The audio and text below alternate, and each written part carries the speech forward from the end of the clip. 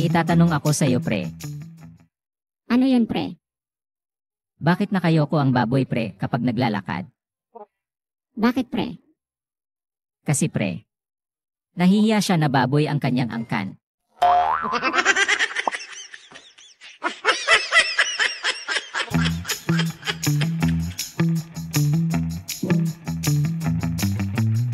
Pre, wala tayong ulam ngayon.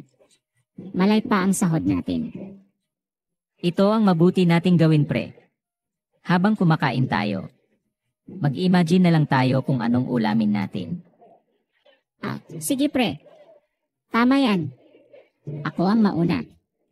Humba, tinulang manok, at tinulang isda. O, ikaw naman, pre. O sige. Ako naman, pre. Isang letsong baboy. Bakit isang ulam lang ang sayo, pre? Tama na yang isa, pre. Bakit mauubos mo ba yung isang letsong baboy, pre? Tama nga, pre.